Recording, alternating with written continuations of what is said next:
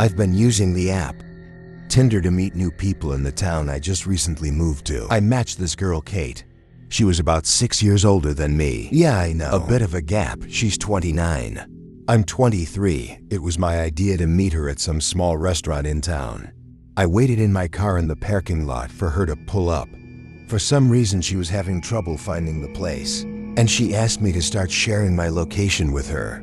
After doing so, she shortly after pulled up in some lemon of a car. Old beater, Honda.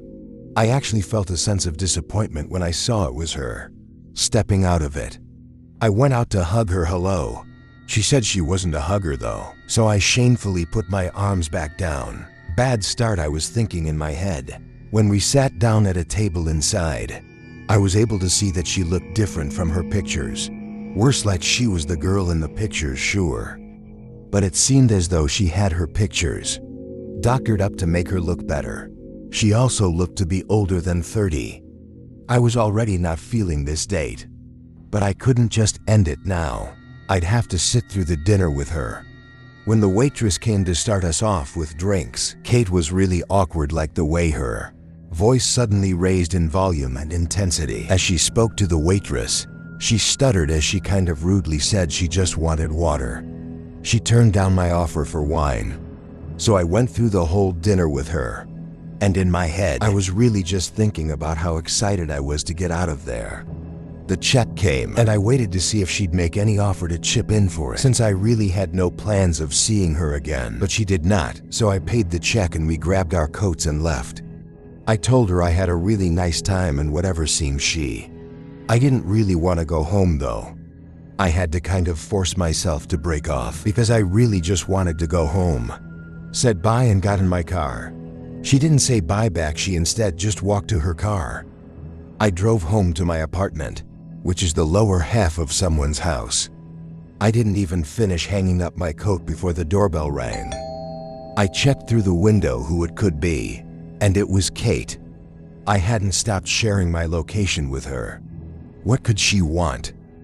I hadn't forgotten anything at the restaurant, and even if I had, she could have texted me. It was then that I realized this woman might actually be nuts. I walked away from the door and hid in the kitchen with the lights off. I got a text from Kate saying, "I know you're home." I replied, "What do you want?" "Why are you here?" she texted back, "Answer." I didn't answer that time. I stayed in the kitchen and waited there for a while, until she texted again saying, "I see you at the table, let me in now." She knew I was sitting there. She could see me in a panic. I looked at all the windows till I saw the one. It was one of the backyard windows, where I hadn't lowered the shade all the way down. And through that little opening at the bottom, I saw her eyes creeping in. Freaking out, I went to my room and stayed in there with the lights on while I called 911 to report a trespassing.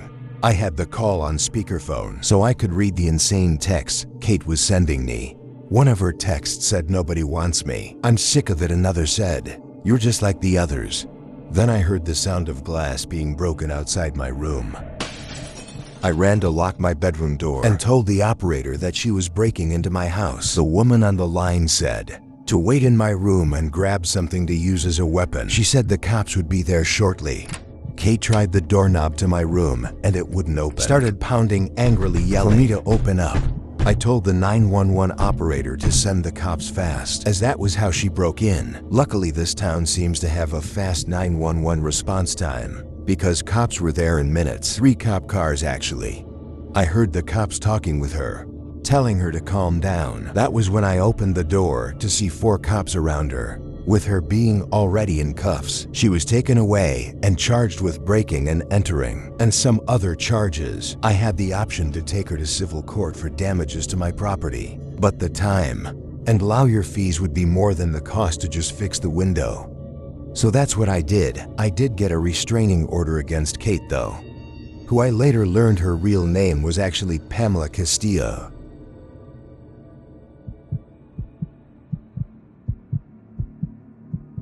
It was my first date with a girl from an online dating website. I offered to have her over and cook for her.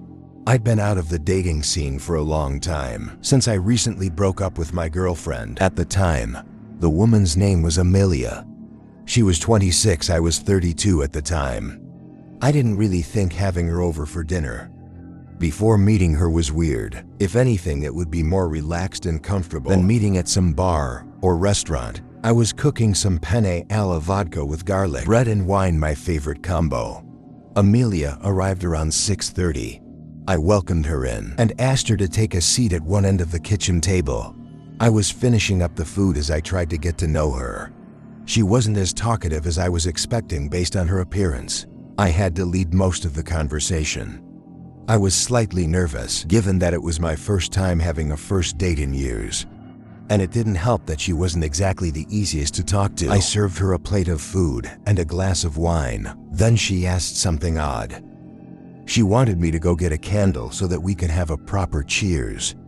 I had nothing else to say but to go along with it. I left the kitchen to the pantry closet in the hallway to get one of the candles and a lighter. When I came back to the kitchen, I spotted Amelia sitting back down very quick, like it looked kind of sketchy. "Everything okay?" I asked. To which she replied she just had to rinse her hands. Odd because I didn't hear the sink run, but I moved past it and lit the candle. Then we did a little cheers. I was about to take a sip of my wine when I noticed something floating in the glass. Something that wasn't in it before. Looked like a powdery substance being dissolved into the wine. I watched as she looked at me, not taking a sip of my wine. I pretended to take a sip and nervously continued conversation. I was assuming the worst, that she tried to drug me. But I couldn't just accuse her of that. What if I was wrong? I'd look crazy. We ate our food and I cleaned up the table afterwards. She excused herself to the bathroom, which I pointed her to. She was gone for a while. But when she came back, she said she had to get going because her dog was sick. I had no problem with her leaving. I walked her out and hugged her goodbye. I went back to the glass of wine and smelt it, but it didn't smell like anything except wine. I dumped it and made sure nothing was stolen. From the kitchen to the hallway to the bathroom after cleaning, I watched TV while telling my friends that I think she tried to drug me. Then I went to sleep. Actually, I didn't sleep. I have acute insomnia, which comes on and off, and this was one night I just couldn't get shut-eye.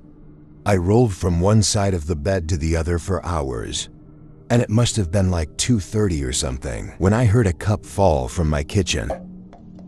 That terrified me because, well, cups are pretty stationary objects. I didn't see why or how one could have fallen from the counter. Suddenly my door opened and someone stepped inside. I didn't move. I pretended to be asleep, but with one eye half open. Someone stood in front of the doorway for a few seconds, then left the room. I waited a minute before getting up to follow and hopefully get the kitchen phone to call the police. There was a glimmer of light in the living room from the street light outside. With that, I was able to see her body in the corner of the room. She wasn't ducking, nothing. She was just idly staying in place. "Amelia," I said, afraid of what would happen next. She was standing by the knife holder. "Amelia, if you leave right now, I won't call the cops." There was this awful, chilling silence before she put something back on the counter, walked to the back door, and exited. What she put back on the counter turned out to be a knife. When she left, I locked the door. First thing, of course. I think when she asked to use the bathroom, she unlocked the back door with plans of returning. This was after her plan to drug me failed. Of course, I called the police, and they took the knife for fingerprints. Based off her criminal background, police later showed up to Amelia's house and arrested her. I did not press charges.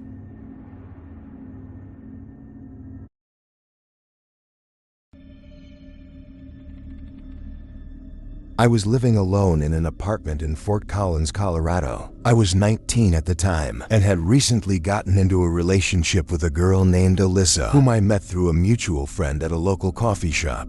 She was sweet, quiet, and attractive in a mysterious sort of way. Everything started out normal enough. We hung out regularly, watched movies, went hiking in the foothills, typical dating stuff. But after a few months, things started feeling off. Alyssa always seemed very private about her past. She was reluctant to introduce me to her friends or family, claiming she didn't really talk to them anymore. At first, I didn't think much about it. I figured maybe she had family issues, something private she didn't want to discuss yet. I respected her privacy and let it go for a while, but gradually her behavior began to unsettle me. Sometimes I'd catch her staring at me when she thought I wasn't looking, an intense, unreadable expression on her face. I'd laugh it off, but something about her gaze never felt quite right. She started showing up at my apartment randomly, sometimes late at night without calling or texting first.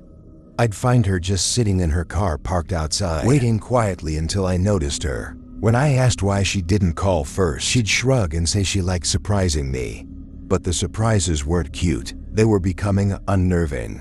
One night I woke up at around 3 a.m. feeling restless. Unable to sleep, I got up to grab a glass of water from the kitchen. When I passed by my front window, something caught my eye. Alyssa's car was parked outside across the street, lights off, engine off, just quietly sitting there. I squinted into the darkness and could barely make out her silhouette behind the steering wheel, staring directly toward my window. I immediately felt uneasy. My gut told me something wasn't right, but again I convinced myself she was just overly attached. I went back to bed, telling myself I'd talk to her about boundaries the next day. The next afternoon, when I brought it up casually, she seemed unfazed, almost amused.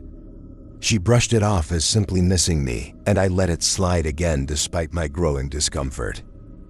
Things escalated quickly after that. A week later, I came home from work to find her sitting on the stairs outside my apartment door. She looked tense, nervous, even before I could ask why she was there.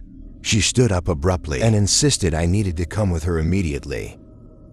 She told me it was important, but wouldn't explain further, just kept urging me toward her car parked at the curb.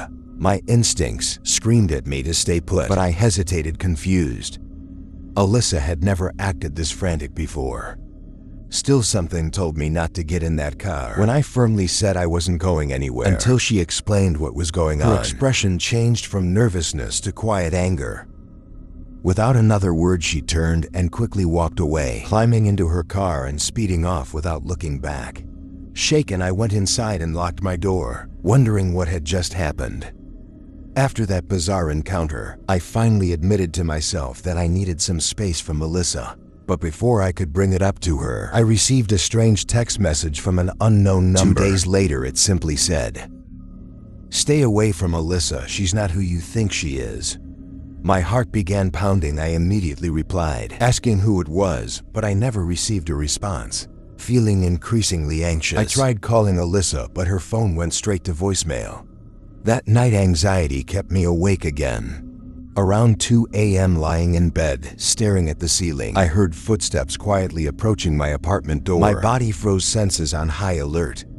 I listened carefully as someone gently tested my doorknob, trying to open it. When they realized it was locked, they quietly stepped away. I crept carefully to the window and peered through the blinds, just in time to see Alyssa hurriedly slipping into a car parked a block down, where 2 other figures waited inside. A cold dread set in. I spent the following morning searching online, desperate for answers. I began digging through Alyssa's social media pages, which I'd never really looked at closely before. At first glance, everything seemed ordinary. But when I searched her name more thoroughly, I found something disturbing. Buried in an old news article from Nebraska dated 2 years earlier, Alyssa wasn't her real name. It was Leah. The article described the arrest of a kidnapping ring that targeted young adults around the Omaha area, luring victims into cars, using young women as bait. Leah's picture was there, clearly recognizable despite different hair color and style. She had been arrested but released due to insufficient evidence. The gang had since relocated, and Leah, now calling herself Alyssa, had somehow made her way to Colorado. My blood ran cold as I realized just how close I'd come to becoming their next victim. Panic rose in me, and I immediately called the Fort Collins police, telling them everything I'd discovered. They took a report promising they'd look into it and advised me to be cautious, lock my doors, and avoid contact with her. For the next few days, I barely slept, constantly watching out the window, feeling unsafe even in my own apartment. I didn't see Alyssa or her car again, and eventually my anxiety eased slightly. But just as I began to think it was over, another message arrived from a different, unknown number. You shouldn't have told the police. Big mistake. My stomach turned that night. I packed some clothes and drove to stay with a friend in Loveland, not wanting to spend another night in my apartment alone. But even there, I didn't feel safe. Every time headlights swept past the windows, I froze, convinced they'd found me. I never heard directly from Alyssa again. But months later, I read another news story, this time local to Fort Collins, about the arrest of 3 individuals connected to a kidnapping attempt involving a college student. Leah's name and photo were there once again, along with 2 men I'd never seen before. They had attempted to abduct someone not far from where I used to live. But this time a witness had intervened, and police arrived in time. But the most chilling part was in the police report. They had searched the suspect's phone and found pictures of several people, all apparently targets, along with addresses and personal details. My name was on that list. They'd been planning this for weeks. I moved out of Colorado shortly afterward, needing a fresh start somewhere far away. But even now, a year later, in a small town in Idaho, I find myself double-checking locks and glancing nervously over my shoulder. Whenever I'm out alone at night, I constantly question people's intentions, never fully trusting anyone new I meet. Because the truth is, even though Leah or Alyssa, or whatever she called herself, is behind bars now, the terror of knowing I was moments away from vanishing without a trace has never faded.